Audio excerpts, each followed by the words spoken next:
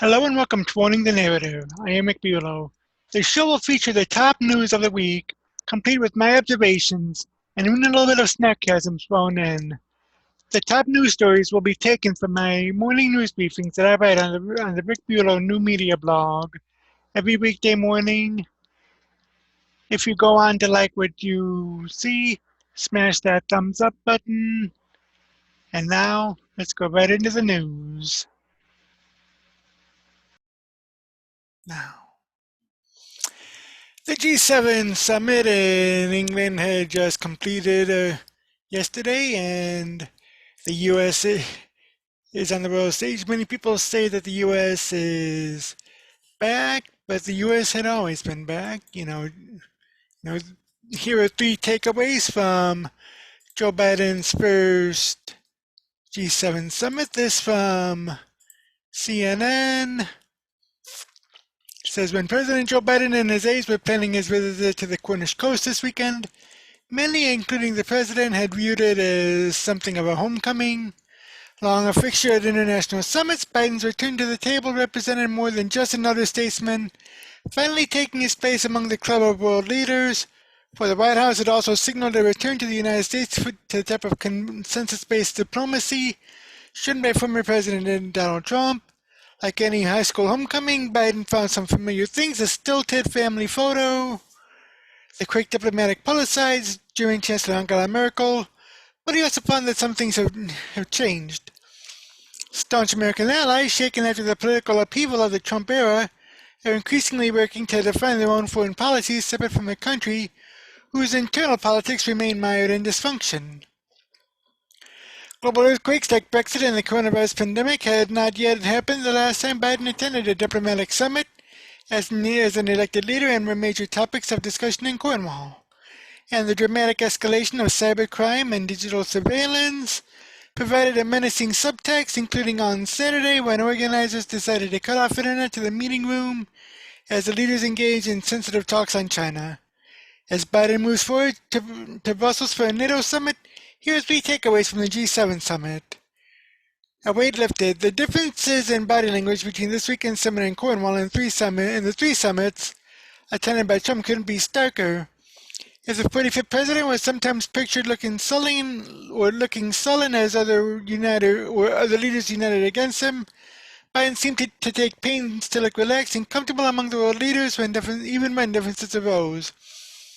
He laughed heartily, sitting alongside British Prime Minister Boris Johnson, who seemed relieved Biden has apparently moved past his description of the Prime Minister as a physical and emotional clone of Trump. Biden leaned into an embrace from French President Emmanuel Macron, with both men pressing into each other's sides as they walked arm in arm into the summit venue, forcing other leaders to walk around. As the meeting the next day started, Biden was clutching a pair of his aviator glasses when he passed off to Macron. A question on whether America was back. Yes, definitely, the French president said. He added later, it is great to have a U.S. president who is part of the club and very willing to cooperate. Biden and Merkel met outdoors, taking advantage of the coastal sunshine for talks punctuated by laughter. That evening, Biden joined the leaders for some more forest bonding, this time in the form of a beach barbecue that featured ice cream sundaes for dessert. Biden's foreign policy pitch as a candidate centered in large part on Trump's apparently unwillingness to cultivate positive relationships with world leaders. As a senator and then as vice president, Biden's style of diplomacy was uniquely focused on the give and take between two human beings. In his first months in office, Biden tried conducting meetings with foreign leaders over video conference, but he told aides it wasn't the same and that he needed to start traveling as soon as it was safe. Over the course of the 3-day summit, Biden met individually with at least 4 leaders and sat for hours of talks with the entire group. Number 2, differences remain. Still, for all of Biden's attempts to put forward a show of comedy, there were limits on what the leaders could agree on in the end. One of Biden's major proposals to the group, a global infrastructure program meant to compete with China's Belt and Road Initiative, was included in the summit's final statement, but it didn't include any specific commitments from countries on how much they were willing to contribute. A statement on ending the use of coal for electricity was vague and came without a timeline. And though language on China went further in calling out Beijing's human rights and economic abuses than previous G7 summits, Earlier drafts of the communique were sharper. Behind the scenes, European leaders appeared resistant to go as far as Biden wanted in holding China to account. Speaking at a news conference on Sunday, Biden said he was satisfied with the final document, but seemed to acknowledge no outcome would ever be perfect. I think there is plenty of action on China, and there is always something that you can, I'm sure my colleagues, that they can improve, he said. Biden has framed his entire trip around the notion of defending democracy in a battle against authoritarianism, but some in Europe find the democracy versus autocracy formulation overly reductive, allowing little room for the reality that many countries will end up relying on China or Russia in some form or another. Biden at his news conference said he believed that he had moved some of the leaders along toward his view. Everyone at the table understood and understands both the seriousness and the challenges that we are up against and the responsibility of our proud democracies to step up and deliver for the rest of the world, he said. The best example of that this week was a joint pledge by the leaders to provide an additional 1 billion vaccines to poor or middle-income countries, including 500 million from the United States. Yet even some members of the G7 are still struggling to vaccinate their population. Speaking herself to reporters following the summit, Merkel was frank that just having Biden in the U.S. seat at the G7 was not an end to the problems facing the world, but she said it did mean that the group can work with new zest to solve them. Number 3, on to the autocrats. Biden's trip this week has been carefully choreographed to highlight traditional American alliances before next Wednesday's summit talks with Russian President Vladimir Putin. Biden has been spending much of his downtime on his trip preparing for that meeting, which will occur inside an 18th century Swiss villa overlooking Lake Geneva. Nearly as soon as he arrived, Biden teased a contentious atmosphere for his trip's concluding meeting. I'm headed to the G7, then to the NATO ministerial, and then to meet with Mr. Putin to let him know what I want him to know. Biden told troops gathered at an airbase in Suffolk. Now, how much support he got from fellow G7 leaders is not exactly clear. In that final document, the leaders took Russia to task for malign cyber activity, including ransomware attacks and for regional aggression. But even Merkel, one of Biden's closest allies at the G7, has found it difficult to swear off Russia forever. Biden recently received sanctions on Germany, or waived sanctions on Germany related to the Russian Nord Stream 2 pipeline, which would have complicated relations with a reliable ally. Biden on Sunday said he agreed with Putin that U.S.-Russia ties were at a low point, but he said it was worth meeting him anyway after the two leaders won't hold a joint press conference, something past presidents have done. I think the best way to deal with this is for he and I to meet, he and I to have our discussion. I know you don't doubt that I'll be very straightforward with him about our concerns, Biden said on Sunday, and I will make clear my view of how that meeting turned out, and he'll make clear how, from his perspective, that turned out. So according to that, it seems that things were all right and okay at the G7, but in actuality, there is another side. This coming from Nick Arama over at Red State. Awkward. Boris Johnson has to correct Joe Biden as he messes up at the G7 again. This was written yesterday. Joe Biden is still in Cornwall, UK at the meetings of the G7.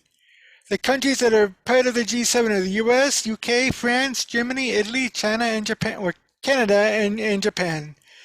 But other leaders had been invited to attend meetings today, including India, South Korea, and South Africa. The president of India, Narendra Modi, participated virtually, but the president of South Africa, Cyril Ramaphosa, was in attendance in person. UK Prime Minister Boris Johnson introduced the guests that they are having at the meeting today. Welcome those who have just joined us. We have some pretty spectacular weather. We have Prime Minister Modi, the Prime Minister of India, President Ramaphosa, South Africa, President Moon, South Korea, in just a minute. But that's when Joe Biden interrupted confused. And the President of South Africa, Biden said, despite the fact that Johnson had just introduced Ramaphosa. Biden then did a double punch in the air toward the South African president who was across the table. This tweet from Sky News. Boris Johnson insists to Joe Biden that he had already introduced the president of South Africa to a G7 meeting. Read the latest from the G7 here, and there's a link to Sky News. I think which I will probably get to tomorrow. Johnson has to correct him and say he had already mentioned Ramaphosa, which Joe appears to say he didn't hear that. He did not have Jill or Kamala there to cover for his actions with the other leaders when he messes up. But Johnson puts out his arm a couple of times to have to stop Joe, treating him like a 5-year-old talking out of turn. Everyone laughs. That's actually more embarrassing than just being confused about who was introduced.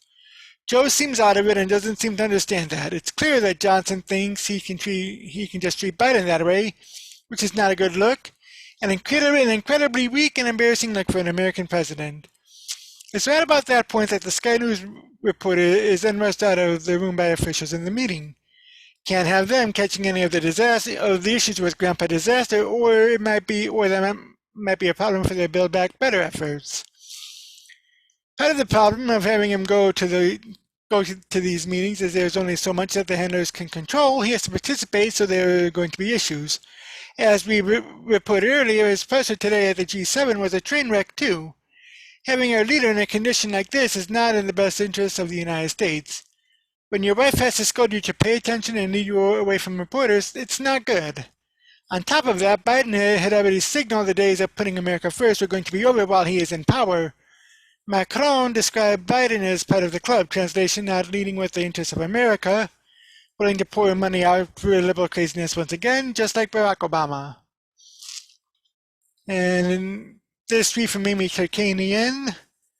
French President Emmanuel Macron to Joe Biden, what we need is cooperation.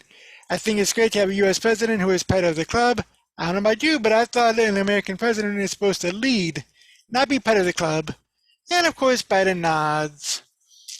Now we are in deep trouble with this guy in charge now, and the only thing that might be worse than his incompetence might be the person who would take over.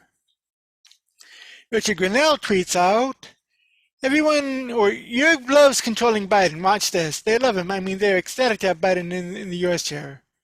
God help us. And that's that from Red State. And that's probably not that far off. I mean, I'll be touching on that probably in a later video or in a later week in review video, but I mean, basically there are certain problems that can only be handled by someone of Trump's stature, and this is probably definitely not one of them. Another one of the things discussed at the G7 was the coronavirus origins. There's this from the National Review. World leaders must demand answers on COVID-19 origins by David Asher. This was written Friday. G7 leaders should use their collective powers to demand answers from the Chinese Communist Party on the coronavirus. After a year and a half of stonewalling, destruction of evidence, and lies by the Chinese government, a growing chorus of international opinion is demanding a full and transparent investigation into the origins of COVID-19. As G7 leaders gather in Cornwall this weekend for the annual summit, they have the opportunity and arguably an obligation to use their collective power to demand answers from the Chinese Communist Party, CCP, and prevent future pandemics. Early in 2020, a three-line blip was essentially imposed across the scientific, public health, and political establishments, holding that the novel coronavirus likely emerged through a zoonotic transfer. Despite the many scientific and circumstantial holes in this explanation, the alternative hypothesis that COVID-19 may have spread via a lab accident from the Wuhan Institute of Virology, or WIV, located at the epicenter of the initial outbreak, was dismissed as a fringe theory. The zoonotic hypothesis also happened to be the preferred explanation of the CCP, which rigorously pushed this narrative while silencing its scientists, destroying evidence, and stage managing the World Health Organization investigation. Now that an increasing number of scientists, reporters, and political figures have finally taken the lab leak hypothesis seriously, elected leaders owe their citizens answers about the who, when, where, how, and why of the origins of COVID-19. The G7 countries should launch a joint investigation into the origins of the virus to complement the ongoing Five Eyes inquiries.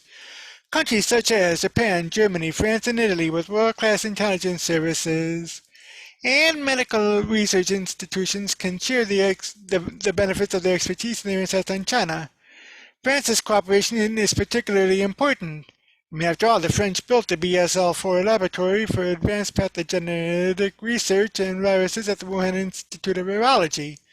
Undoubtedly, the French know many of the more sensitive secrets regarding this facility and the personnel inside the WIV, with whom they previously collaborated, and can do a great deal to solve this mystery. A G7 investigation could illuminate not only the scientific evidence for the origins of the pandemic, but the reasons for China's systematic cover-up of the facts surrounding both the possible lab leak and even the potential zoonotic origins of the virus. If Beijing refuses to comply in full with such an inquiry by the world's leading powers and consumers of Chinese products, our nations could launch a coordinated campaign to impose sanctions, including against the WIV and its parent body, the Chinese Academy of Sciences, for its willful disregard of our collective security, economic stability, and public health. This could be accompanied by other forms of strategic pressure, including tariffs, export controls, and restrictions on access to capital and intellectual property. Let's face it, China has, through its failure to simply inform other nations of the pandemic's potential to spread human to human in a stealthy and rapid fashion, cost the world economy trillions of dollars in lost growth potential and fiscal loss. In terms of multilateral public health mechanisms, it is imperative to pursue international bans on dangerous virological gain-of-function research in which viruses are genetically modified to render them more virulent and contagious. Now, whether or not the lab leak hypothesis is vindicated, the practice of supercharging viruses as a means of developing potential treatments is, as expert Richard Ebright put it, like looking at a gas leak with a lighted match. In addition, China's documented violations of the international health regulations must not go unaddressed, and the Chinese military's compliance with the Peaceful Purposes Clause of the Biological Weapons Convention should also be verified.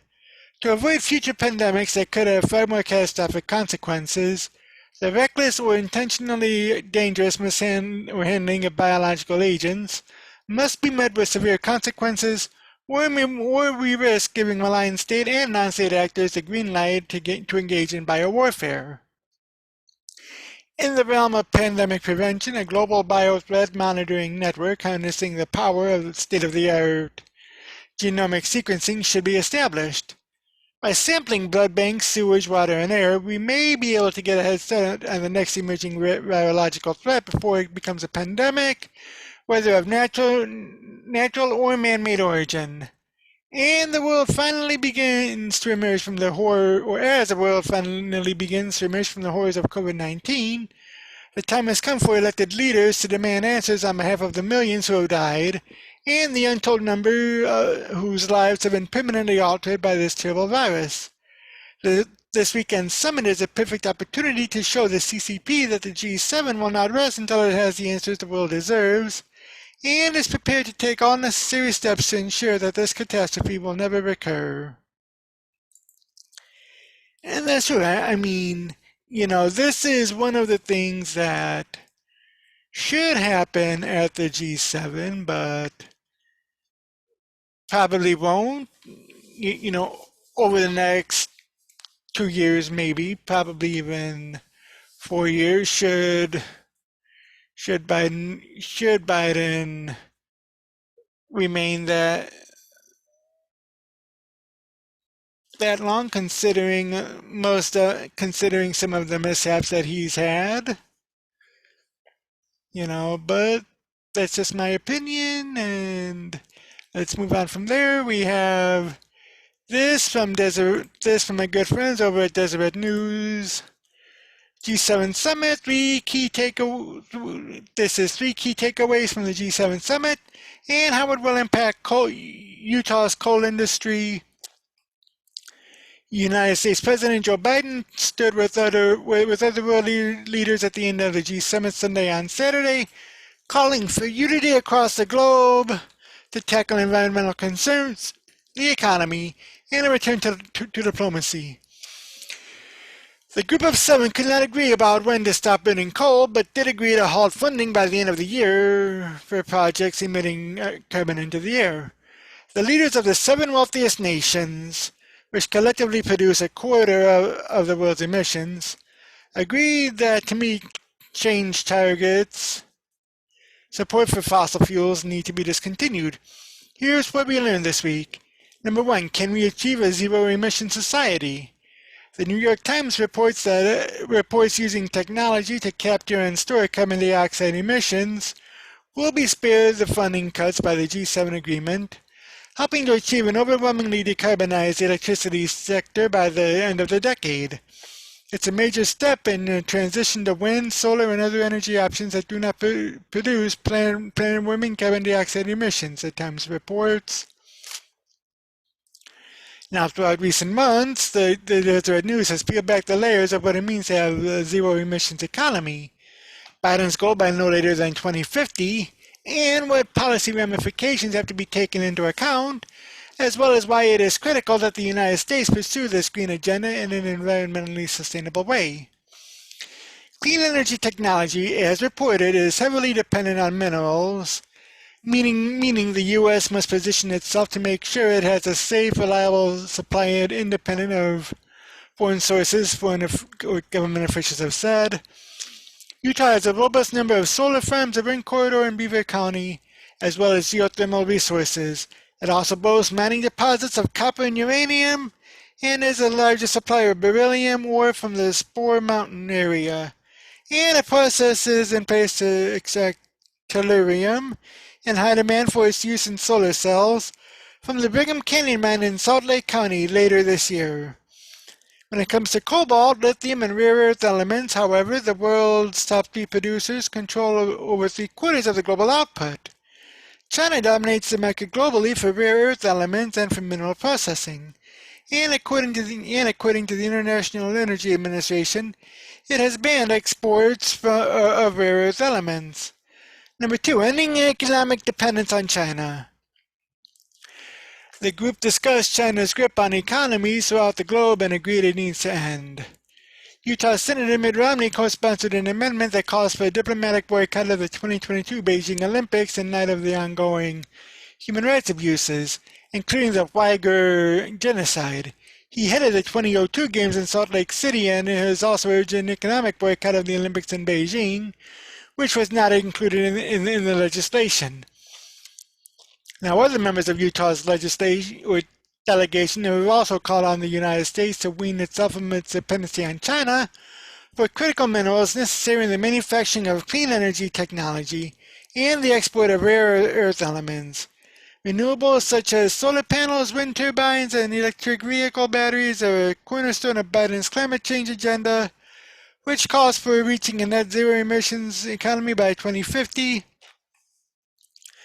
But Representative Chris Stewart, Republican of Utah, has emphasized that there is not a way to reach that goal to cutting emissions unless the United States is willing to mine its own resources domestically. Number 3, getting back to democracy. The summit marked the first time world leaders have met in person since the start of the COVID-19 pandemic, a return to diplomacy of sorts according to the Times, with leaders of other nations vowing to work together on issues. Biden's attitude of willingness to work with other countries was welcome, as reported in the Times article. Challenger Angela Merkel of Germany told reporters at the end of the summit a more traditional American foreign policy has returned after 4 years of President Donald Trump's approach to international alliances. Joe Biden being elected to the White House does not mean the world doesn't have any problems anymore, she said, but we can now look for solutions to these problems with more zest.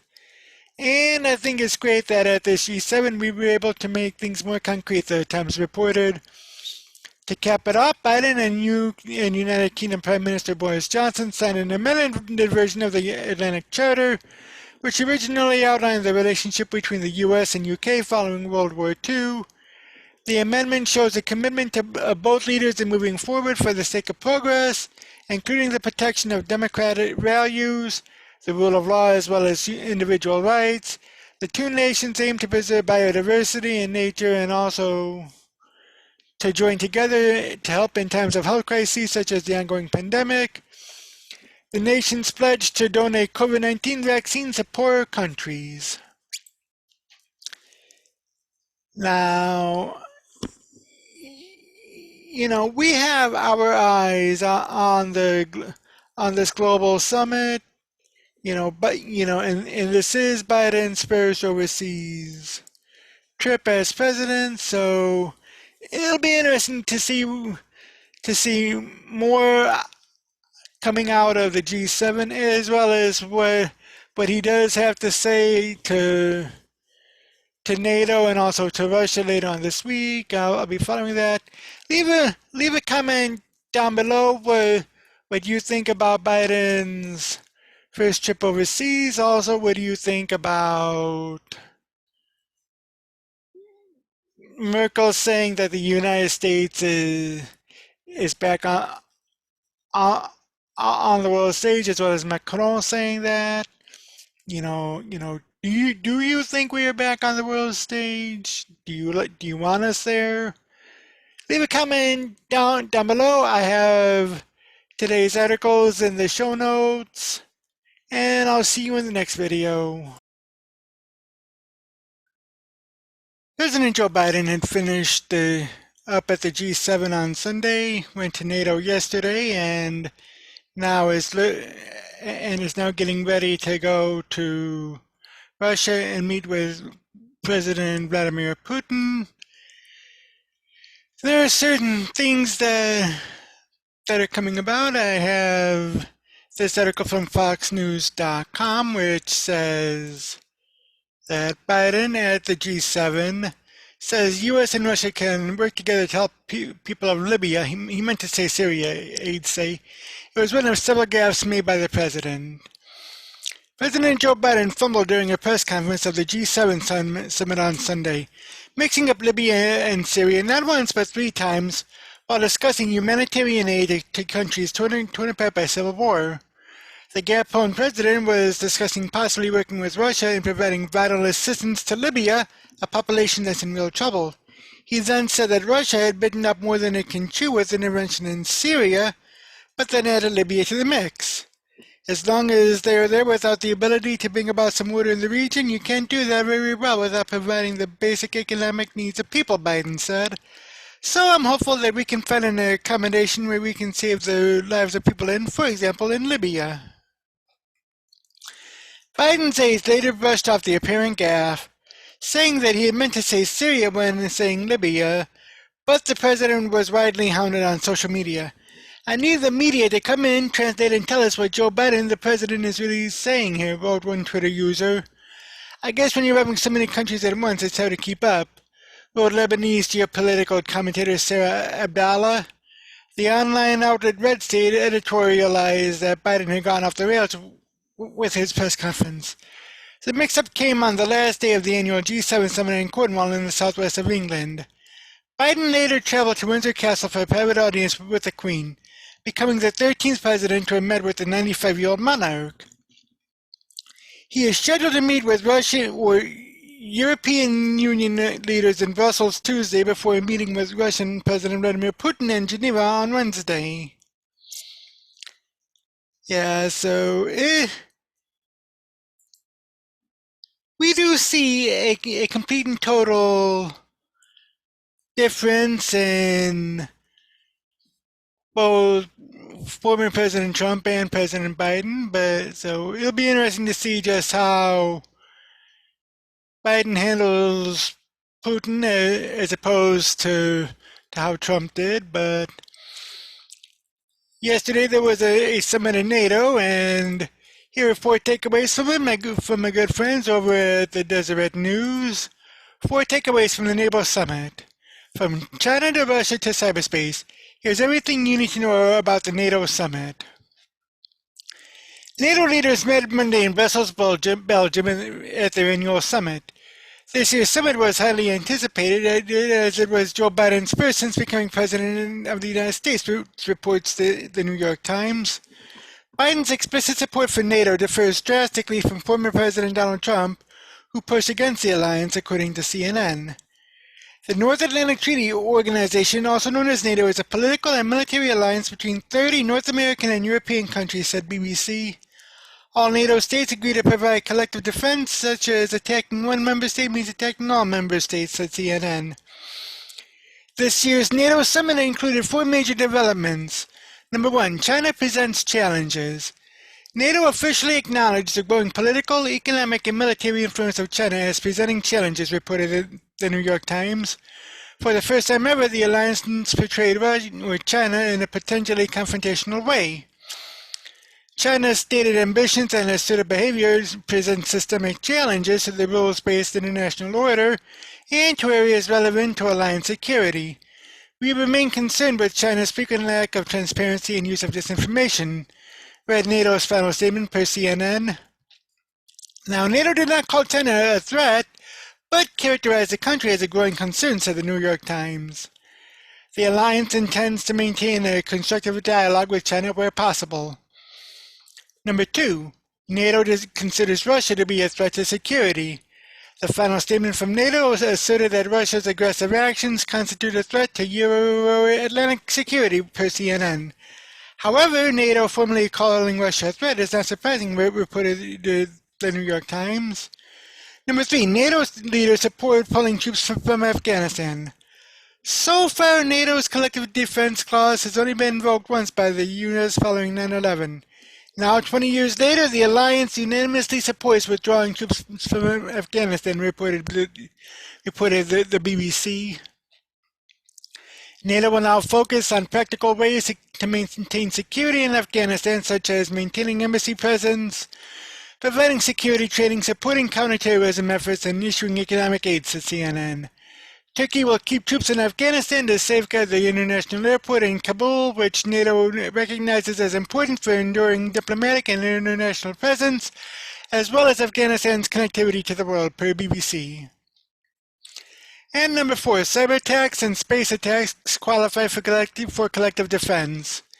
NATO leaders have officially recognized attacks in outer space and cyberspace as qualifying for collective defense, reported NBC News.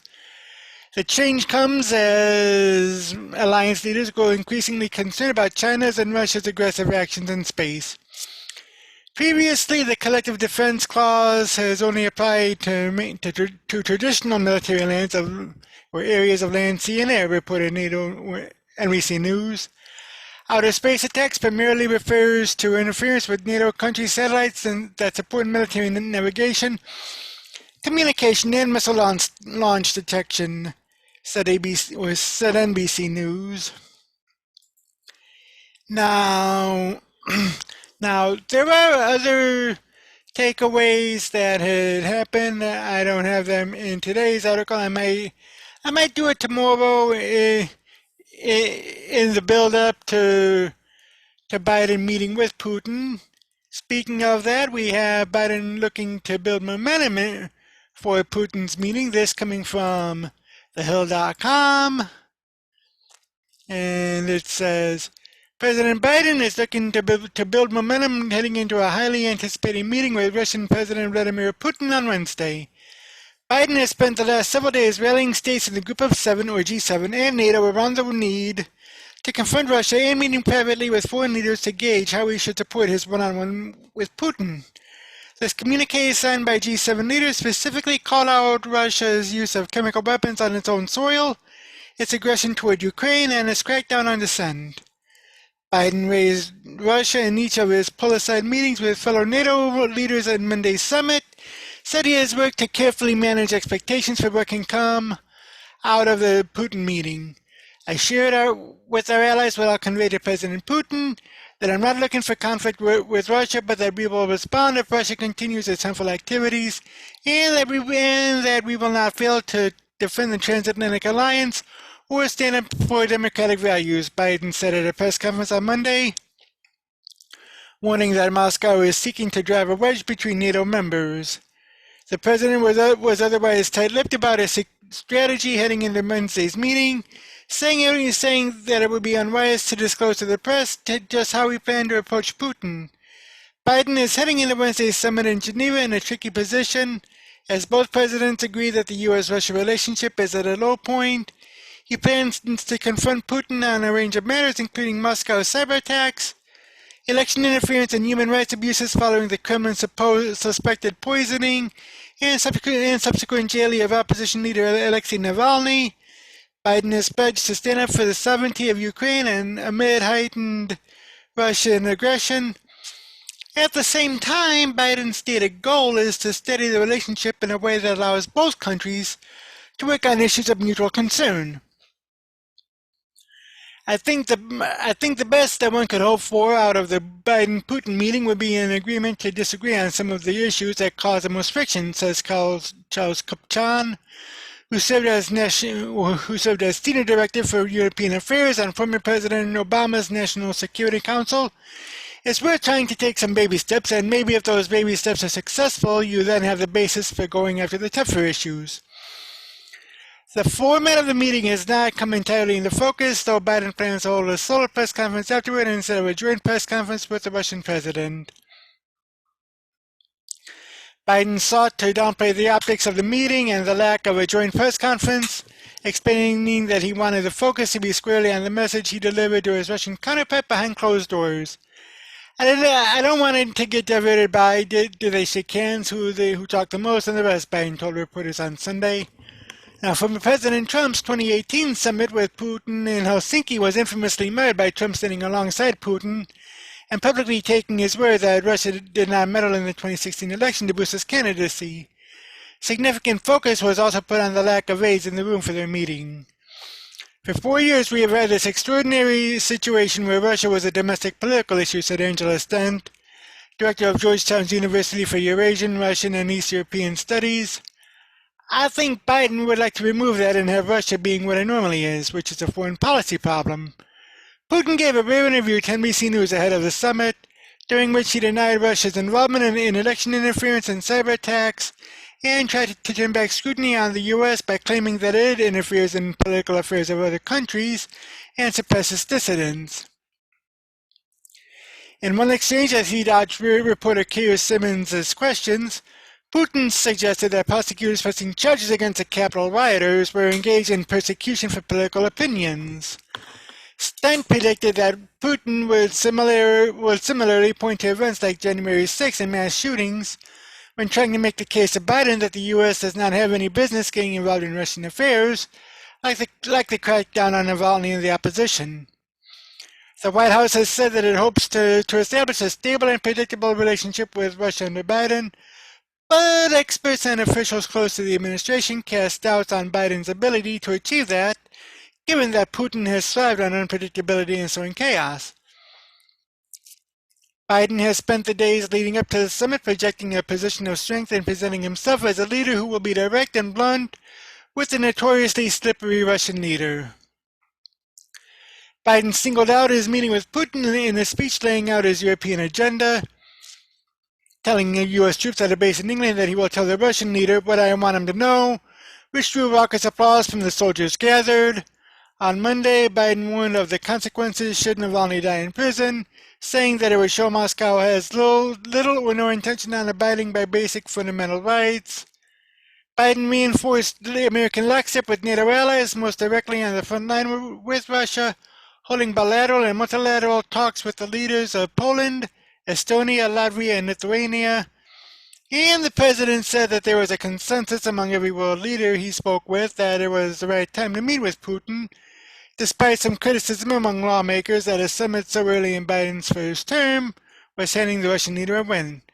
Konstantin Stelzenmüller, a senior fellow with the Brookings Institution, agreed with Biden's strategy to meet with Putin, saying that contempt for actions by authoritarians does not exclude meeting with them. It's important to talk to these folks with a straight face to not succumb to their tricks, not give them more space than is absolutely necessary, but allow them to put their positions out there and refute them calmly one by one, she said. I think that's what grown-up democracies do. And leading right into that, we have the summit cheat sheet from the American Enterprise Institute, AEI.org, with so much ink already spilled on the Biden-Putin summit. There appears to be, or there is no need for much elaboration, yet a few key facts might be useful to reiterate. Number one, because of Russia's obsession with America, a summit with the U.S. president is a big domestic political boost for the Kremlin's occupant and the regime as a whole. This is just as true for Putin's Russia as it was in the Soviet Union. In principle, a get-together with Russia or with Putin is a useful diplomatic exercise, but the timing is almost everything in diplomacy of this level. And the timing is singularly inauspicious. A U.S. president calls Putin a killer. Putin masses 100,000 troops on the Ukrainian border and threatens a war. The U.S. president is asking for a summit. One doesn't need to be a Pavlov to see how this conditions Putin's reflexes for future relations with the U.S. 4. Even under a cursory examination, the ostensible goals of the summit, that being cooperation on arms control, terrorism, climate change, and cyber warfare, are but a silly mantra. Number one, Biden has already extended the New START treaty with no preconditions despite Putin's picnic modernization of Russia's nuclear arsenal. Number two is Obama's Secretary of Defense Ash Carter pointed out in May 2016, and in Syria, Russia bombed not ISIS but the anti-Assad, pro-democracy, pro-Western opposition. 3. Climate change is an especially ridiculous topic to discuss with Russia as it pumps so much oil, or as much oil as it can without collapsing oil prices, gears up for developing huge oil and gas fields in the far north, and invests billions in railways for coal exports. And number 4, one has to completely suspend disbelief to think that Russian hackers do not cooperate with the Kremlin's pressing. Bottom line, this represents a big legitimizing cost-free political win for Putin, and expect future complications for the U.S. as Putin concedes that aggression or threat of aggression is the best way to get America's attention and respect, which he so craves. And that's that, but yeah, so this first foreign trip for President Biden is basically make or break to see just how his administration is going to work. But leave a comment down below what you think of Biden's first foreign trip so far, from the G7 to over this past weekend, the meeting with Putin coming up tomorrow. What do you think about what Biden has done so far? Do you approve? Do you disapprove? Who do you think was better at handling foreign leaders, Trump or Biden? And I'll see you in the next video. Normally we hear about the main national networks being accused of media bias and covering up certain headlines and topics. Well, it even extends down to the local level. Case in point, Fox 26 Houston, and there's this article from RT just about that. Fox 26 Houston reporter accuses network of muzzling her and others, teases release of recordings from Project Veritas. Ivory Hecker, a reporter with the Houston affiliate of Fox News, fired a surprising broadside at the network, accusing it of suppressing reporting that did not fit the desired narrative and promising to expose it. During a live report on Monday, Hecker alleged that Fox Corporation has been muzzling her and possibly other reporters to keep certain information from you, the viewers. I'm going to be releasing some recordings about what goes on behind the scenes at Fox, she said, pointing to the controversial conservative outfit Project Veritas. The material is supposed to be published by the outlet on Tuesday. Project Veritas published a clip as well as some extra footage showing one of its journalists, Christian Hartsock, talking to Hecker at what seems to be the same location she was giving her live report from. And there's a video about that. They sent a reporter out there. They did not like what they don't like what that person said, and they turn around and punish the reporter, she said. Doesn't make any sense, no, but I guess I'm supposed to stick with the narrative, or know the narrative and stick with it instead of sticking with the facts. By the way, Project Veritas made its name by secretly recording people in various industries, including the media and big tech, and using their words to claim systemic bias against conservative voices in America. Critics accuse it of using sleazy tactics and deceptive editing of its tapes to make their case. After Hecker made the allegations, the group's name trended on Twitter, which Project Veritas hailed as yet another success. Its own Twitter account had been suspended in February for repeated violations of Twitter's private information policy. Now there is a little behind the scenes, which I'll get to with the Gateway Pundit article coming up in a few minutes. But there's this coming from Newsweek on the same topic, and it says, Ivory Hecker, who accused Network of muzzling, previously claimed Facebook and Twitter censorship. Ivory Hecker, a local news TV reporter who went off script during a Monday broadcast and claimed her channel's parent company, Fox, was muzzling her, has a history of putting out what she feels is censorship. In 2020, she wrote on her Instagram account about a material she says was unjustly removed from social media platforms. On Monday, Hecker was supposed to be reporting on a local heat wave for local Fox station KRIV in Houston. Instead, she said that the network had been muzzling her and other reporters so they would keep quiet about unspecified information. She then announced that a behind-the-scenes recording would be shared on Tuesday. I want to let you, the viewers, know that Fox Corporation has been muzzling me to keep certain information from you, the viewers, Hecker said during the live broadcast. And from what I'm gathering, I'm not the only reporter being subjected to this. I'm going to be releasing some recordings about what goes on behind the scenes at Fox because it applies to you, the viewers.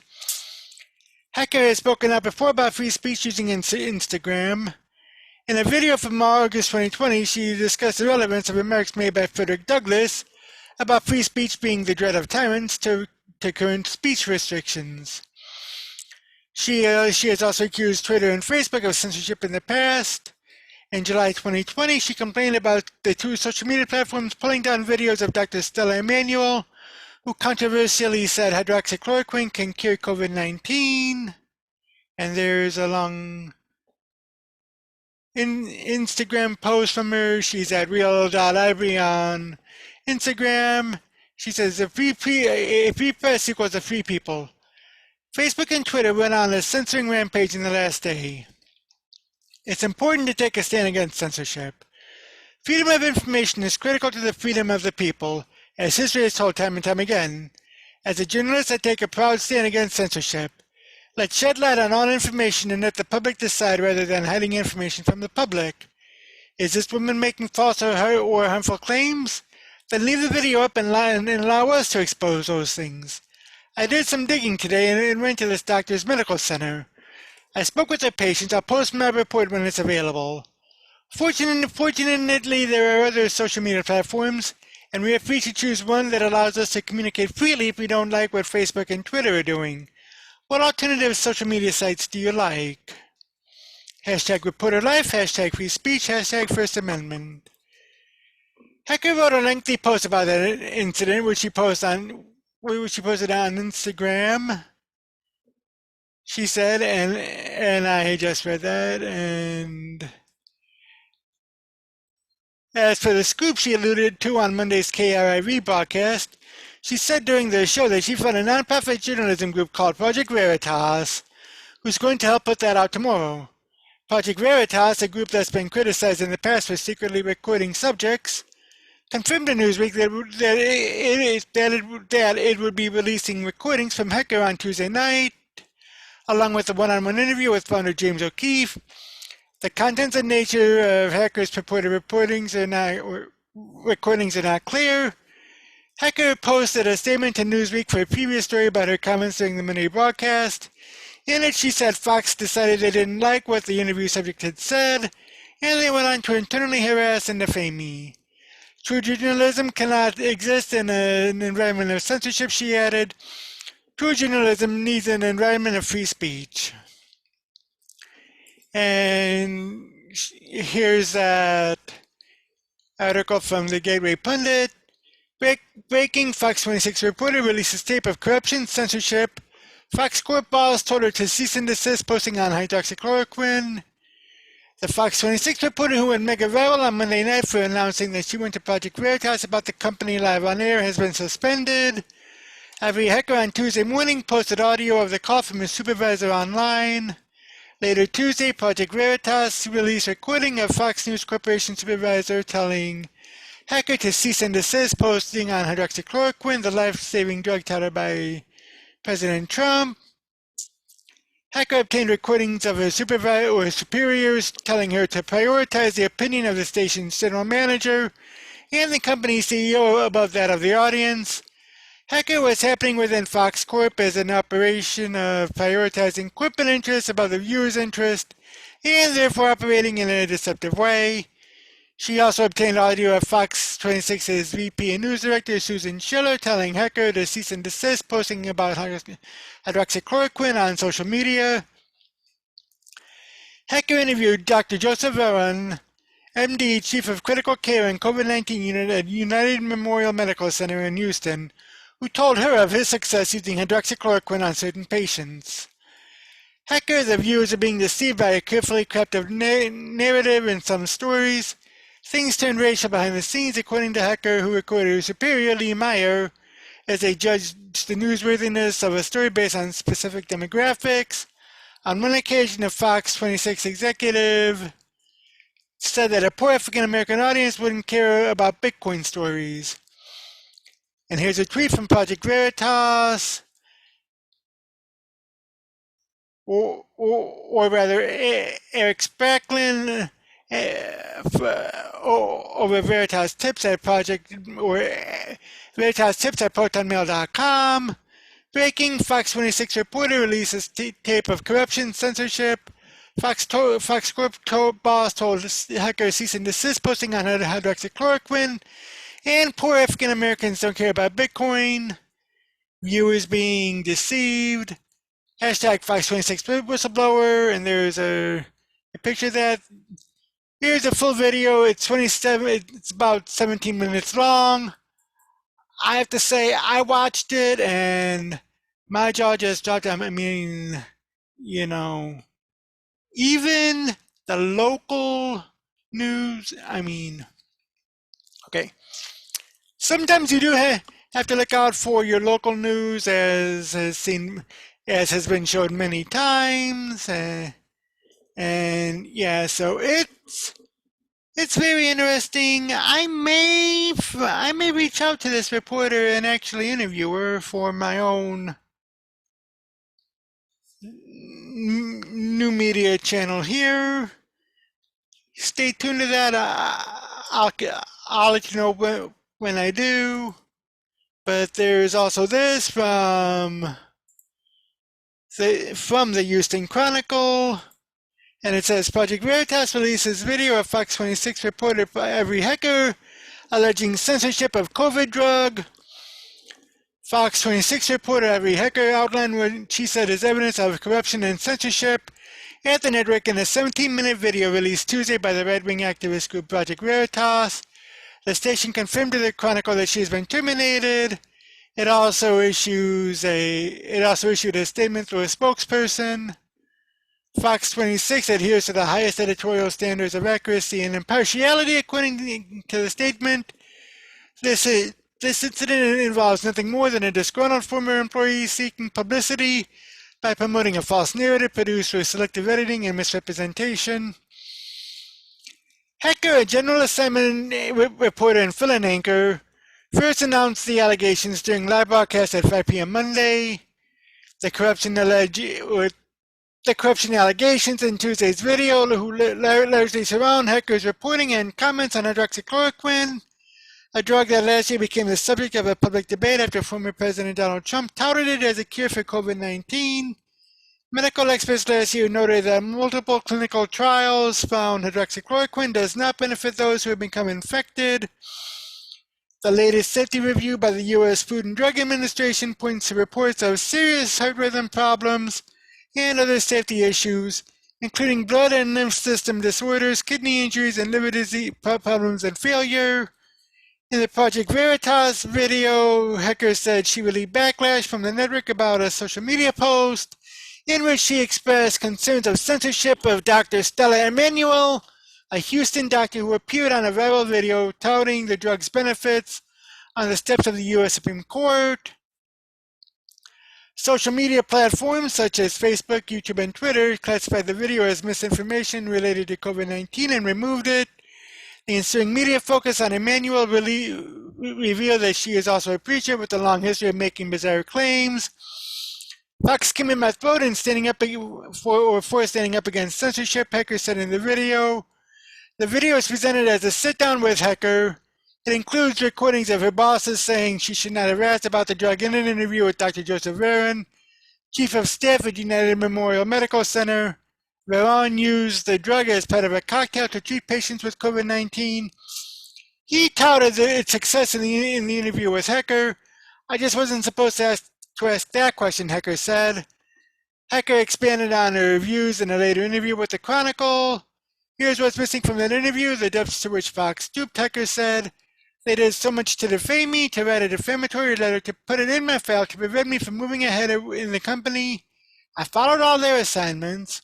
They were upset at the person they sent me to interview and said something that was outside of the narrative. Project Veritas is a right-wing group known for publishing undercover sting videos meant to expose what they say is bias among mainstream news media and left-leaning groups. The group is highly controversial and has been permanently suspended from Twitter for its practices. And that's that. I mean, all of this is really rather intriguing and very interesting. There are videos on it. I might just play a couple of the videos tomorrow on this and give my own observations on it. But in the comments section below, I would like to hear your opinions on this. What do you think about Ivory Hecker blowing the whistle on Fox 26 Houston? You know, do you think she did right? Do you disagree with what she said? You know, do you agree with Fox 26 Houston and firing her for this, or do you think they're in the wrong? Leave a comment down in the comments below. I'll leave these news articles in the show notes below, and I'll see you in the next video. Yesterday, President Joe Biden met with Russian President Vladimir Putin, and it was practically a work summit for them with no punches or hugs. This coming from the Associated Press. And it reads, Practical Work Summit for Biden and Putin, No Punches or Hugs, by Amir Madhani, Jonathan Lemire, and Vladimir Isachenkov. This in Geneva, Dateline Geneva. U.S. President Joe Biden and Russia's Vladimir Putin exchanged cordial words and plotted modest steps on arms control and diplomacy, but emerged from their much-anticipated Swiss summit Wednesday largely where they started, with deep differences on human rights, cyberattacks, election interference, and more. The two leaders reached an important but hardly relationship-changing agreement to return their chief diplomats to Moscow and Washington after they were called home as the relationship deteriorated in recent months. And Biden and Putin agreed to start working on a plan to solidify their country's last remaining treaty limiting nuclear weapons.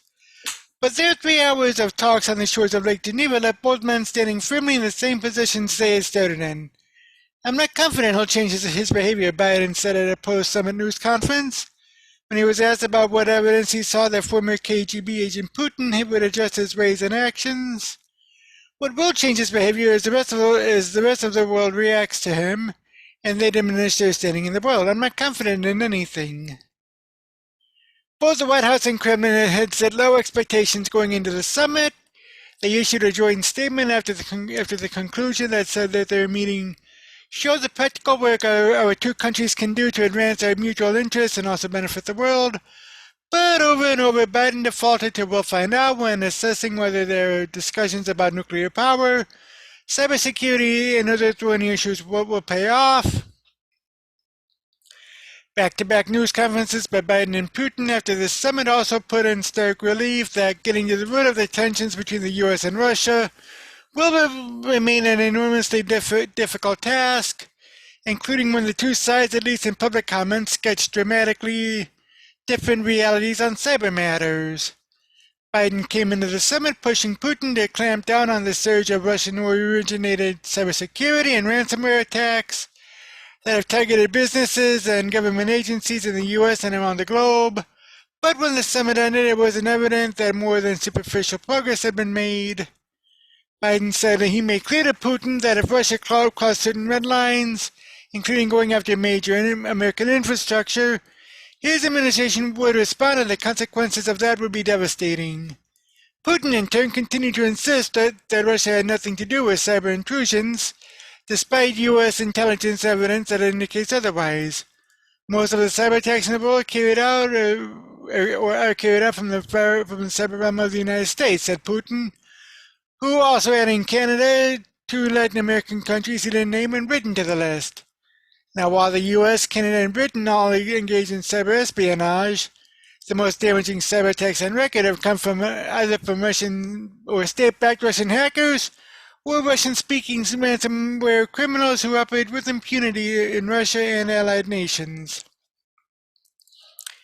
In fact, the worst had been attributed by the U.S. and the European Union to Russia's GRU military intelligence agency, including the NotPetya virus that did more than $10 billion in economic damage in 2017, hitting companies including shipping giant Maersk, the pharmaceutical company Merck, and food company Mondelez.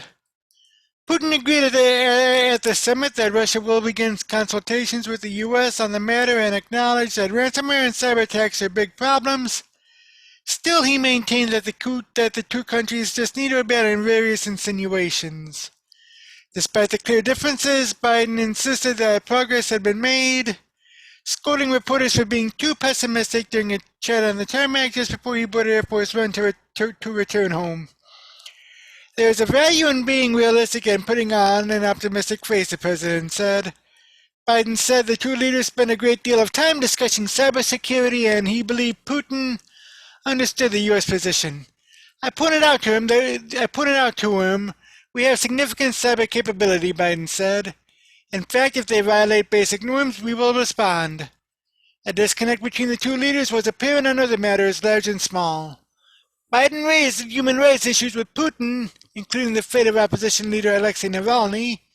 Putin defended Navalny's prison sentence and deflected repeated questions about mistreatment of Russian opposition leaders by highlighting U.S. domestic turmoil, including the Black Lives Matter protests and the January 6th Capitol insurrection. Biden was having none of it. My response is kind of what I communicated to Putin, Biden said. That's a ridiculous comparison. Putin held forth for nearly an hour before international Nobel reporters after the summit, while showing defiance at questions about Biden pressing him on human rights. He also expressed respect for the U.S. president as an experienced political leader. The Russian noted that Biden repeated wise advice his mother had given him and that American president, Also spoke about his family, messaging that Putin said might not have been entirely relevant to their summit, but demonstrated Biden's moral values. Overall, the tone was more businesslike than Putin's 2018 summit with then-President Donald Trump, who embraced some of Putin's unlikely statements about election interference, but was considered somewhat amateurish and unpredictable by the Russians. At this face-off, though, Putin raised doubt about U.S.-Russia relationship, could return to a measure of equilibrium from years past.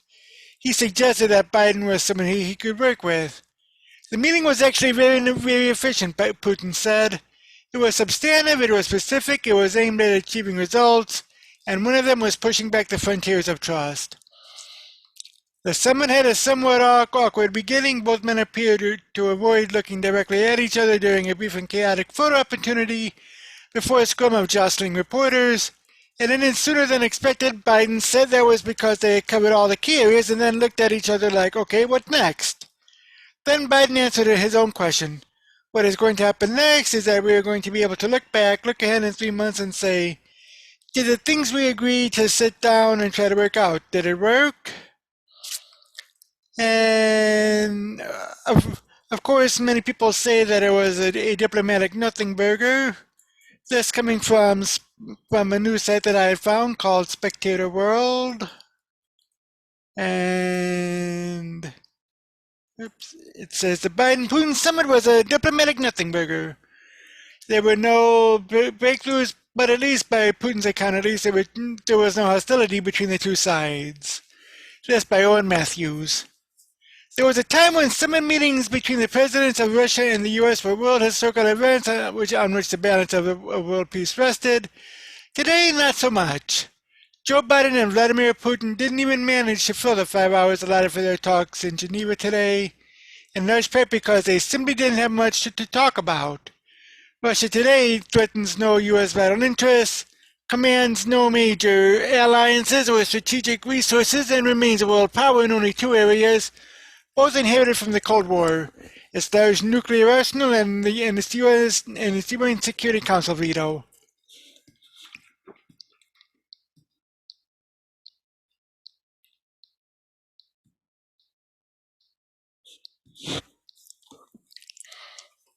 Sorry about that. I had to get a little bit of liquid refreshment while I continued. Today's Biden-Putin summit, unlike the explosive Trump-Putin meeting in Helsinki 3 years ago, where Trump hinted he believed Putin's word over that of the U.S.'s own intelligence agencies, was a diplomatic nothing burger. Putin described the meeting as quite constructive and called Biden a balanced politician. Biden, speaking at a separate press conference, called the summit positive. There were no breakthroughs, but at least by Putin's account, there was no hostility between the two sides. The two leaders agreed to keep their ambassadors on post. After several months of petulant withdrawals for consultations, the diplomatic equivalent of a hissy fit in the wake of a spring Russian military buildup. The only epic thing about the Geneva summit was a mutual agreement to launch consultations on cybersecurity, and that was only an epic of understatement given Russia's status as the world's most aggressive state sponsor of cybercrime, hacking and malware attacks, most recently on a U.S. oil pipeline. There was also no agreement on the only areas where Putin's cooperation could actually influence real-world conflicts: Ukraine, Syria, and Iran. On the contrary, Putin has recently moved to escalate the conflict in Donbass by deploying Russian forces on the Ukrainian border. In Syria, Bashar al-Assad is Russia's single international ally, and he owes his survival solely to Putin's military intervention on his behalf. And on Iran, Russia was once an important U.S. ally, while Barack Obama was putting together his grand deal to deliver sanction in exchange for Tehran's scrapping of its nuclear program. That kind of cooperation has become unthinkable in the wake of Russian interference in the U.S. elections of 2016, and Putin's harsh crackdown on domestic opposition and murder attempts on enemies abroad. The only surprise was that the talks were so apparently cordial, despite Biden's agreeing in a TV interview earlier this year that he believed that Putin was a killer. The Russian president insisted that talks were not hostile, with both sides showing a willingness to understand one another. Biden refused to answer a question about whether he stood by his 2011 comment that Putin had no soul. In all other ways, both sides stuck to their scripts. Putin, his long-term immunity to irony is still very much intact, compared his own crackdown on opposition Russian leaders, notably Alexei Navalny, who was poisoned and then imprisoned, whose name Putin still refuses to pronounce in public, to the U.S. Capitol Police's actions against Capitol rioters last year. The Russian president also cited Guantanamo Bay as a riposte to criticisms of his human rights accord, and emphasized the number of people shot every day in American cities. Who is a killer? Putin asked. This kind of tone deafness to criticism and willingness to keep a straight face while denying well-documented outrages, such as the Skripal poisoning or the invasion of Crimea, that has been the hallmark of Putin's rule for 20 years. The only thing that has changed is that for the first time he's encountered a U.S. president uninterested in any kind of concession or meaningful reset. Over the intervening decades since the 1985 Reagan-Gorbachev summit in Geneva, Russia has shrunk from an imperial superpower with a swath of international allies to a middling economy whose only real power is to irritate. The truth is, Biden neither fears, needs, nor respects Putin.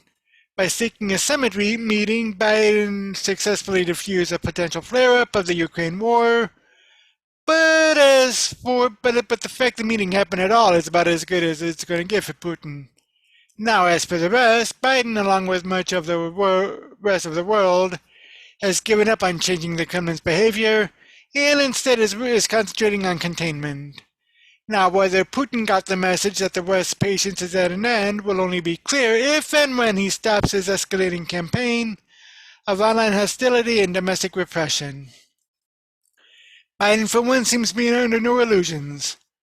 "I'm not confident Putin will change his behavior," was one of his final comments as he walked away from the podium after a summit that could be the last more or less cordial meeting between the U.S. and Russia for quite some time.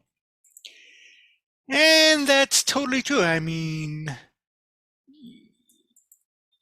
you know, for everything that many people say was bad about President Trump, at least he said, at least he knew how to handle people like Putin, but, you know, as how Biden handles him from now on remains to be seen. And there's this from Fox News. Biden's going at it again with reporters. Biden mocked for again using prepared list of reporters after the summit meeting, or Geneva summit. Embarrassing. Representative Greg Steube, how is this acceptable? And President Biden was,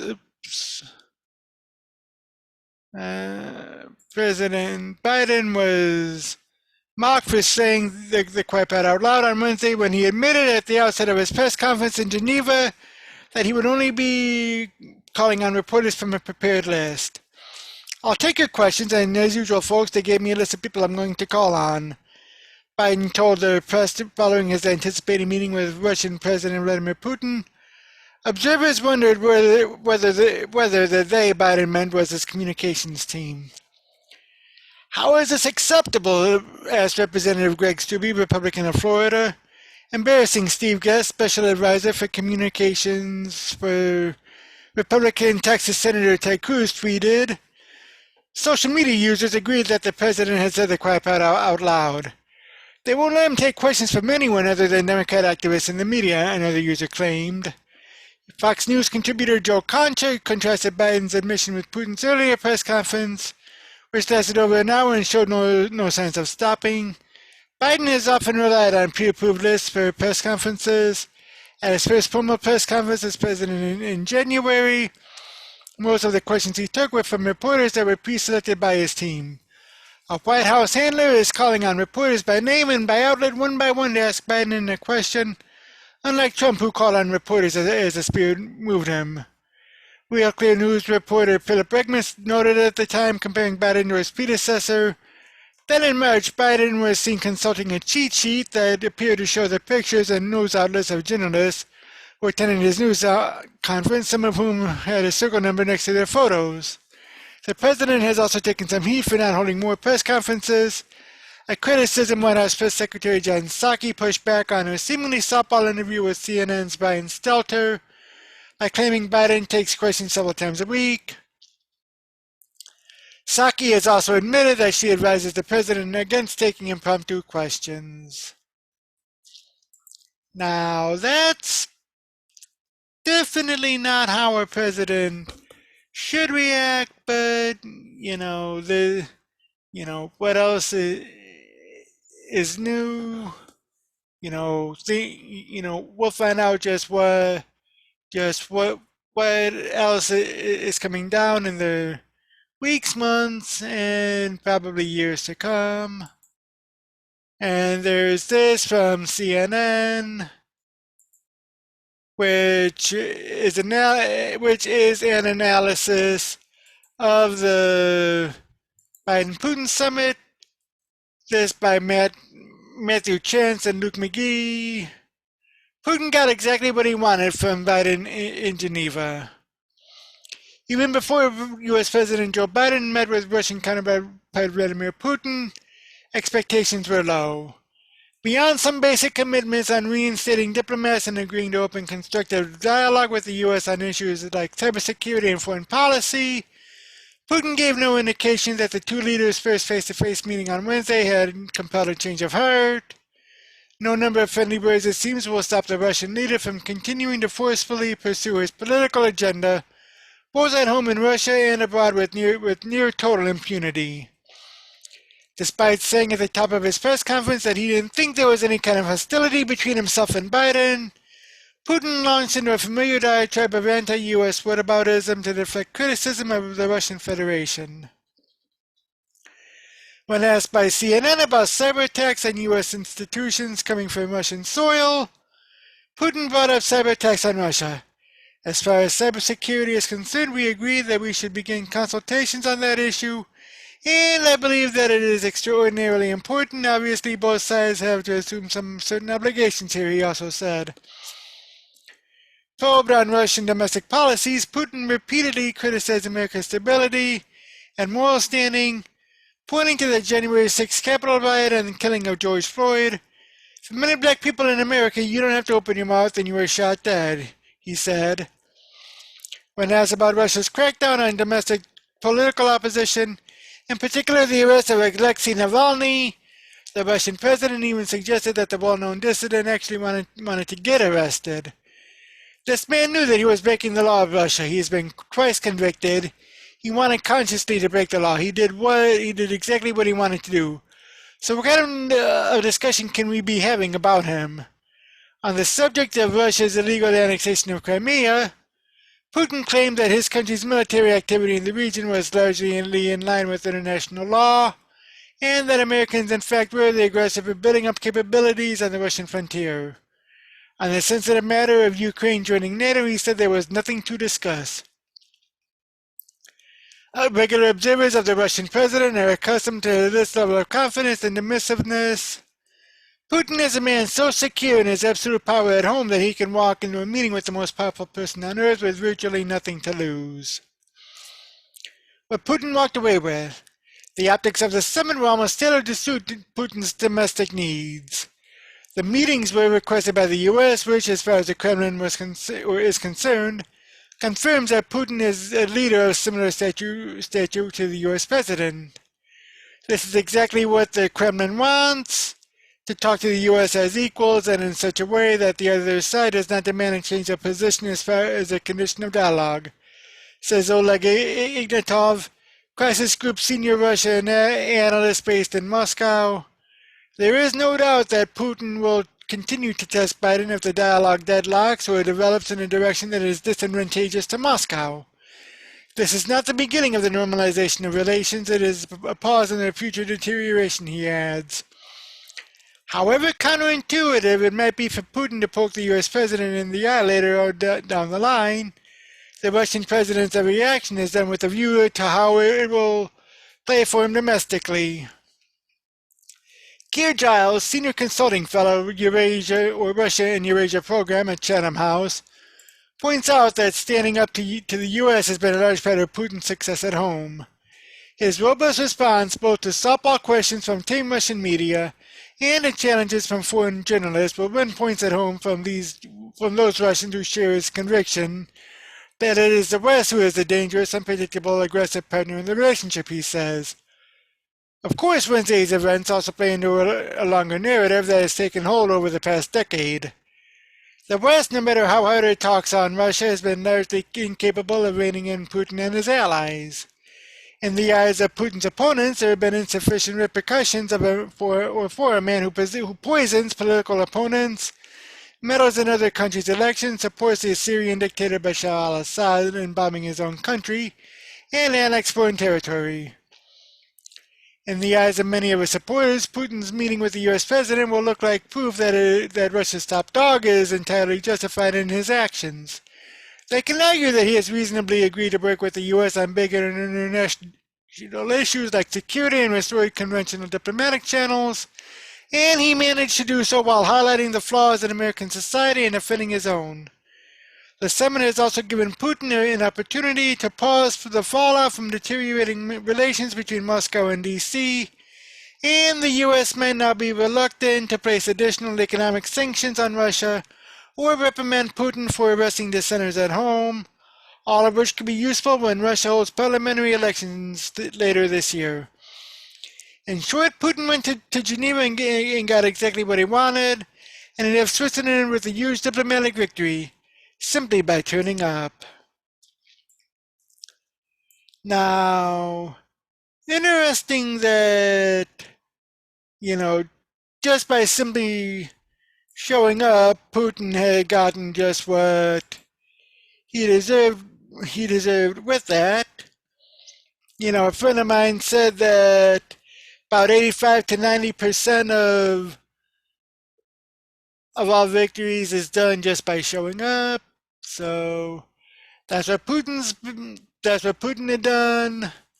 Biden, just went along to get along, but leave a comment down below what you think of the Russia-U.S. meeting in Geneva. Do you think Biden got what he wanted? Do you think Putin won? Do you think Biden won? Do you think Putin got what he wanted? How do you think this will play out later on down the line? Leave a comment down below. I'll have links to the articles that I've read in the show notes below, and I'll see you in the next video.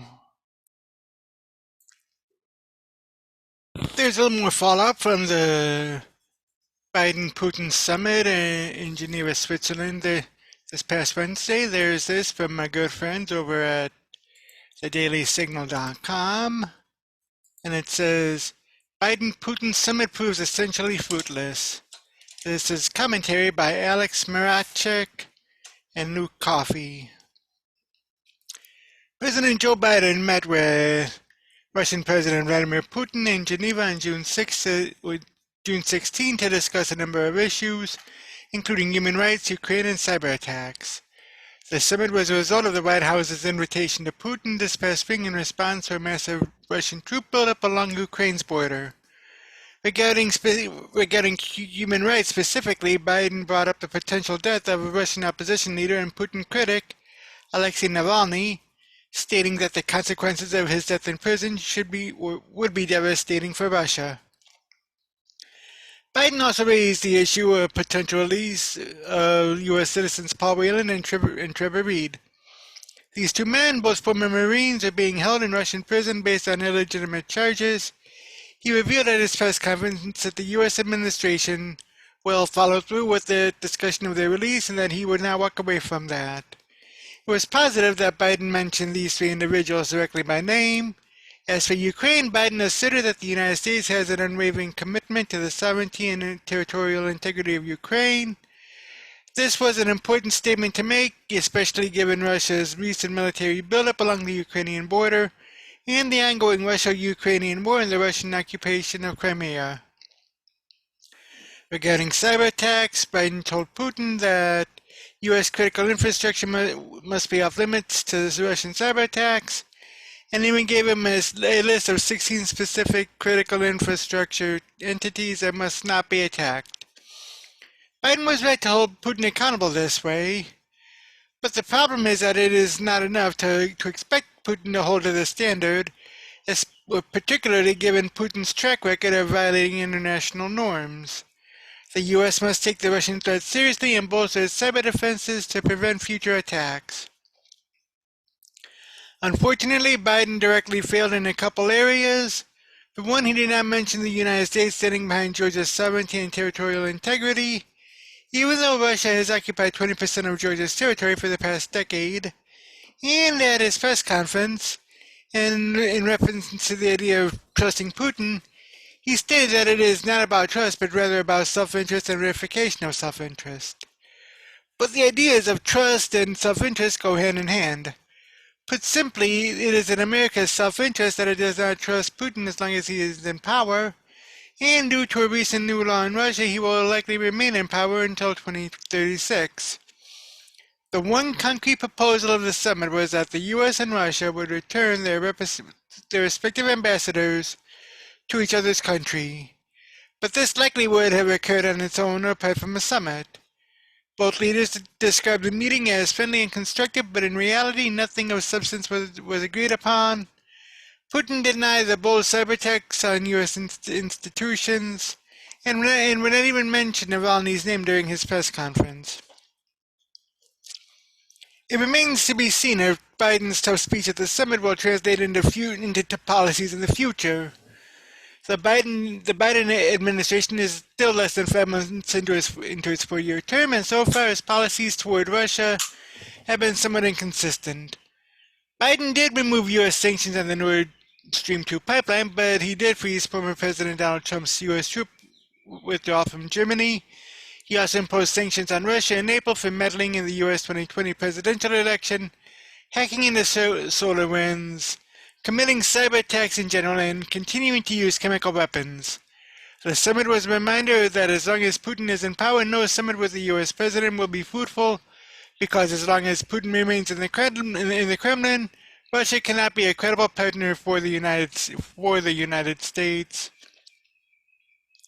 And even former President Trump weighed in on this, from Samuel Chamberlain from the New York Post. But this was mentioned by Pamela Geller in the Geller Report. Former President Donald Trump said Wednesday night that his successor's summit meeting with Russian President Vladimir Putin was a good day for Russia, and added that I don't see what we got out of it. We didn't get anything. We gave a very big stage to Russia, and we got nothing, Trump told Fox News' Hannity. We gave up something that was unbelievably valuable. I stopped the pipeline Nord Stream 2, and that pipeline was stopped. It was given back, and nothing was gotten for it. The Biden administration allowed last month that it had raised sanctions against the Russia-owned Switzerland-based company Nord Stream 2 AG, which is overseeing the construction of a natural gas pipeline connecting Russia and Germany under the Black Sea. Lawmakers from both parties consider Nord Stream 2 a security risk that undermines NATO and American interests by binding Germany closer to Russia and depriving Ukraine of key revenue. To go ahead and impose sanctions now, I think, would be counterproductive now in terms of our European relations, Biden told reporters May 26. And they know how strongly I feel, and I hope we can work on how they handle it from this point on. Trump, who imposed the sanctions when he signed the annual defense bill in late 2019, blasted Germany and Russia and America's other European allies for turning to Russia for their energy needs. I went to Germany and I said, listen, we protect you with NATO at a very low cost. We have 52,000 soldiers over there, which is like a major city, frankly. They make a fortune with us, and then they go and pay Russia billions and billions of dollars for energy. So I said, let's get this straight, Angela Merkel. I said, we protect you and the people that we protect you from. The country you're paying billions of dollars. How does that work? The former president went on to claim that European nations screw us on trade. That's the only word that's really descriptive enough because they are in many ways worse than China, or as bad as China on trade. President Joe Biden and Vladimir Putin met in Geneva on June 15, 2021, since Biden waived the sanctions on the Nord Stream 2 pipeline. And it says, how many Chevrolets are being sold in Berlin? Not too many. How many Chevrolets are being sold in Paris? Not too many, maybe none. And yet we sell their products, their wines, and their cars, and their Mercedes, and their BMWs, and everything else. We sell it all over our country. Turning back to the summit between Biden and Putin, Trump told host Sean Hannity that he got along really well with the Russian leader. I think we had a great shot at being an unbelievable or at having an unbelievable relationship with Russia, the former president said. It could have been fantastic. It could have really been beneficial to both countries. You know, they need economics and we need things that they have. They have very valuable land in terms of mineral rights and many other things, and a lot of good things could have happened. You know, former President Trump is correct on that statement. I mean, you know, Biden gave but didn't ask anything in return, and you know, it just remains to be seen how this summit will play out in the future. But yeah, yeah, yeah, we'll see what really happens with that. And of course, there's this article from Fox Business that pretty much that says Biden gave Putin list of 16 critical infrastructure and entities off limits to cyber attacks. This by Morgan Phillips over at Fox Business. President Biden told reporters Wednesday that he gave President Vladimir Putin a list of 16 critical infrastructure entities that are off limits to a cyber attack. Those entities include energy, water, healthcare, emergency, chemical, nuclear, communications, government, defense, food, commercial facilities, IT, transportation, dams, manufacturing, and financial services. We'll find out whether we have a cybersecurity arrangement that begins to bring some order, Biden said. Putin, for his part, denied any involvement in a recent spate of cyber attacks that have hit major industries across the U.S. I looked at him, I said, how would you feel if ransomware took on the pipelines from your country?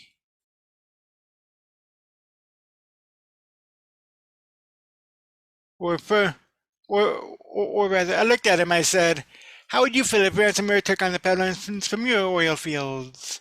He said it would matter. It was not just about our self-interest, the president said. Biden refused to say if military action was on the table if Russia was found to be responsible for a ransomware attack. In terms of the red line you laid down, is a military response an option for a ransomware attack, a reporter said. Thank you very much, Biden said as he abruptly tried to end the shorter-than-expected conference. No, we didn't talk about military response, he said when pressed again. Biden, in another moment, had said that he didn't make any threats, but rather simple assertions. Biden stressed the need for both nations to take action against criminals that conduct ransomware activities on their country. Now, Putin, in his own press conference after the meeting, claimed that American sources say that a majority of the cyber attacks in the world came from within the U.S. The number of organizations affected by ransomware has jumped 102% compared to the beginning of 2020 and shows no sign of slowing down. According to a research note last month from my security firm Checkpoint, both Colonial Pipeline and JBS Holdings, a meat processing company, have been subject to major cyber attacks where, against the guidance of the FBI, they paid millions of dollars in ransom to resume operation. The Colonial Pipeline attack was linked back to a Russian hacking group. Now, I mean, just giving Putin that list of 16 areas where cyber attacks should not happen. I think that's just opening the door to the henhouse and letting the fox in. But then again, that's just me. Like I said, we'll figure, we'll see just how this happen, how this transpires 6 months or a year from now. And there's this from the Washington Examiner, which says Biden returns from his first overseas trip by Catherine Doyle. The White House promised no deliverables on President Joe Biden's first visit overseas, but his return has critics searching for meaning in his foreign policy agenda. It's not clear to me what the argument is, said Karen Skinner, policy planning director at the State Department during the Trump administration. A Biden sweep from the G7 meeting to the NATO ministerial and the summit with Russian President Vladimir Putin. We are re-engaging multilateral forums that the Trump administration pulled out of, but it's not giving us the argument behind all these decisions, Skinner said. She added, if we're meeting for the purpose of meeting to say that the United States is back, I think that's a complete waste of time. If we're meeting to establish that American power is going to help make the world a better place, and that we're going to make some hard choices that defend American national interests above all, then I think there's reason to meet. I'm left wondering, after the president's first trip abroad, what in fact his foreign policy will be, Skinner said. What is the Biden foreign policy? Is it get along for the purpose of getting along? Where are our American interests? The president has said that he wants a foreign policy for the middle class, centering domestic concerns on America's prerogatives overseas. It was a campaign slogan routed to the State Department upon Biden taking office. I heard no such discussions during this European trip, Skinner said. On Monday, Biden swiped at what he called former President Donald Trump's phony populism, using the platform of his first NATO summit to criticize the former president, reaching the notion that politics at home should be held at the water's edge. I think this is passing, Biden told reporters when asked about foreign leaders' responses to the breach of the Capitol by pro-Trump rioters this year. I don't mean easily passing. That's why it's so important that I succeed in my agenda. The idea that bipartisanship should remain inside U.S. borders is not new, but it has been rocked in recent years. It's a little unusual, but I think he needed to establish a degree of candor, said John McLaughlin, former acting director of the CIA and a distinguished practitioner in residence at the Johns Hopkins University School of Advanced International Studies. Biden, and to some degree his generation of politicians, is nothing if not pragmatic. I think he was merely trying to say, and I'll talk the way he does, come on folks, we all know that America has been through a rough time. McLaughlin added, Biden is who he is, and he has a tendency to be open and transparent about his thinking. The remarks drew criticism back in Washington. The liberals believe that we're the problem, not Russia, South Carolina Senator Lindsey Graham said in an interview with Fox News' Sean Hannity. That if we were just more reasonable, if we worked with them and we gave them the ability to build the Nord Stream 2 pipeline, if we got back to the New START Treaty, everything would be just fine. Skinner said the partisanship could tarnish America's image overseas. It lessens the seriousness with which our allies or our partners and our adversaries take us, Skinner said. More broadly, she said of the Biden term, it doesn't seem to me that they have a clear strategic doctrine for their hierarchy of concerns. Skinner added, I endorse the idea of global meetings, but I am sometimes beginning to feel that this administration is meeting for the purpose of meeting. Former and current administration officials defended Biden's agenda and his remarks. As somebody who believes in the norms of American foreign policy, I welcome the Republican Party to the defense. I'm just wondering where they've been, said John Gans, author of White House Warriors, How the National Security Council Transformed the American Way of War, and the chief speechwriter to Defense Secretary Ash Carter during the Obama administration. Gans said, was everything achieved and could have been? There is no way that's ever true of a meeting. No president achieved every single thing. U.S. allies also defended Biden. I think it's great to have a U.S. president part of the club and very willing to cooperate, French President Emmanuel Macron said. Biden's national security advisor Jake Sullivan, citing Macron, said on Thursday that the president returns from this trip as a clear and consensus leader of the free world. I really do not believe that it is hyperbole to say that, he said. Skinner pointed to differences among the partners meeting this week on broaching national security concerns for the U.S. and Europe. When you look at just beneath the surface, there are a lot of political fissures and tensions among this group of nations, Skinner said, notably on China. While a G7 communique cited forced labor in Xinjiang, pointing to solar panels and local agricultural products, it did not call out China by name. A senior administration official said the leaders discussed some of the ideas and efforts around both the cooperative elements, the competitive elements, the adversarial elements of the relationship with China, and how to turn those into something more than just words. Biden made some forceful comments about kind of putting values and actions and called some of those things out publicly, the official said. That was some of the space where there was some interesting discussions and a little bit of a differentiation of opinion on not whether kind of the threat is there, but on how strong from an action perspective I think different G7 members are willing to take things. On rhetoric, they don't like the American approach, but in terms of substance and policy, we're on different sides of the pond, Skinner said of Washington's European allies.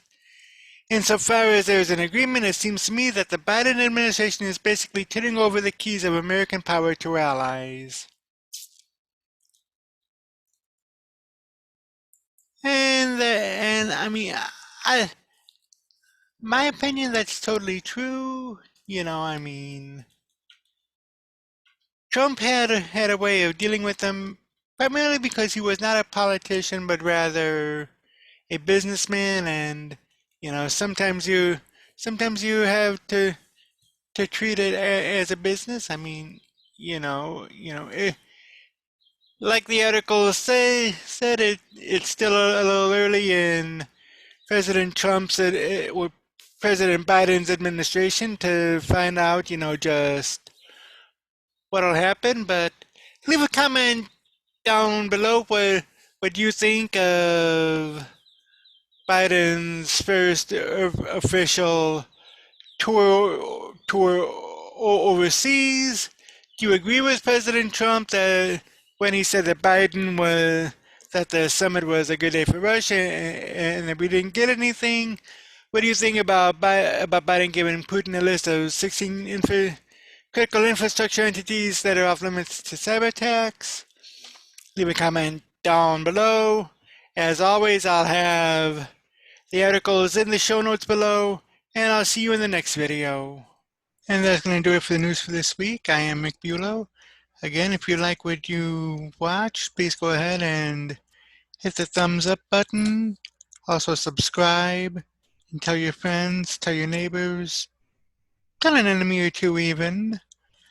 And I will be back next week. Until next time, peace.